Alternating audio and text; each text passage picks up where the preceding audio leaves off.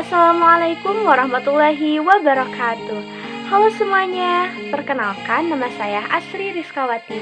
Di sini saya ditemani oleh rekan saya yaitu Bang Wahyu Nugroho. Kami dari kelompok 6 mata kuliah pendidikan orang dewasa yang diampu oleh Ibu dosen Rahmi Alendra Yusiaka MPD. Perkenalan lebih lanjut, kami dari Program Studi Pendidikan Masyarakat, Fakultas Keguruan dan Ilmu Pendidikan Universitas Ibnu Khaldun Bogor. Di sini kami akan menjelaskan tentang pendampingan dalam pendidikan orang dewasa. Yang akan kami bahas meliputi fungsi pendidik, sikap pendidik, dan faktor yang mempengaruhi sikap dan fungsi pendidik. Oke, tanpa basa-basi lagi, yuk kita simak penjelasannya berikut ini. Pembahasan yang pertama yaitu mengenai fungsi pendidik.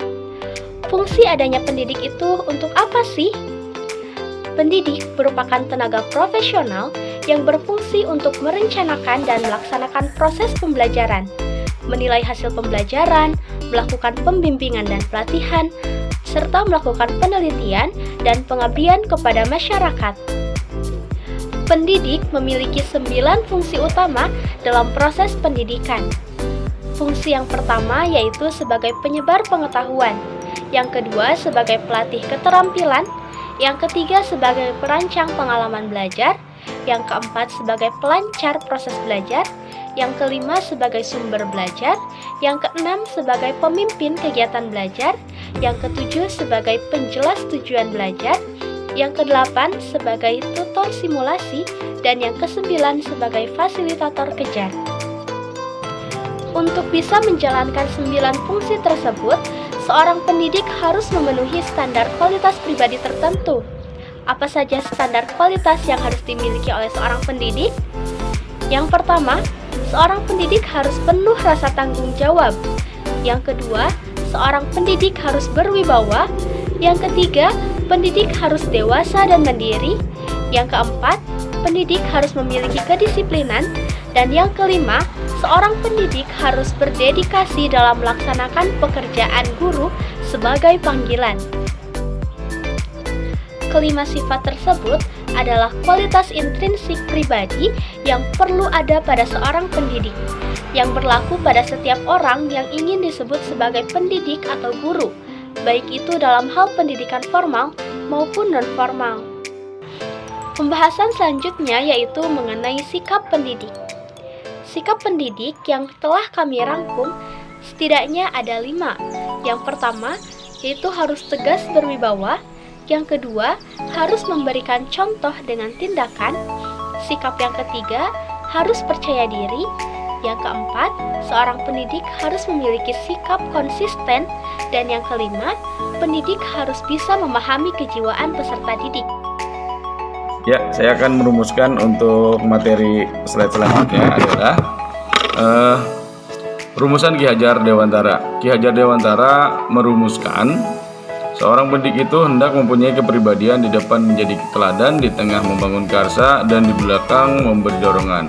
Pendidik adalah tenaga kependidikan yang berkualifikasi sebagai guru, dosen, konselor, pamong belajar, widyaswara, tutor, instruktur, fasilitator, dan sebutan lain yang sesuai dengan kekhususannya, serta berpartisipasi dalam penyelenggaraan pendidikan.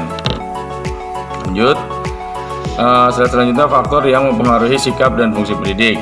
Ya, terdapat beberapa faktor yang mempengaruhi fungsi sikap pendidik, antaranya adalah poin pertama, karakteristik sebagai pendidik, terdiri dari tujuan rancangan pendidik, lama pendidikan, harapan penyelenggara.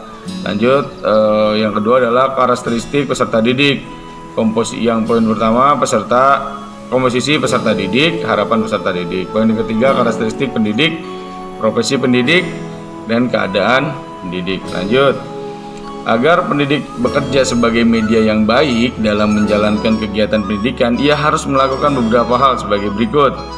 Poin pertama adalah pendidik wajib menemukan pembawaan yang ada pada anak didik dengan cara kerja, wawancara, pergaulan, angket, dan sebagainya. Poin kedua, pendidik wajib menolong anak didik dalam pengembangannya agar pembawaan buruk tidak berkembang dan berlaku pembinaan baik terus berkembang dengan kebutuhannya dengan lingkungan yang diperlukan. Poin ketiga, pendidik kewajiban menyajikan jalan dan menunjukkan arah perkembangan yang tepat.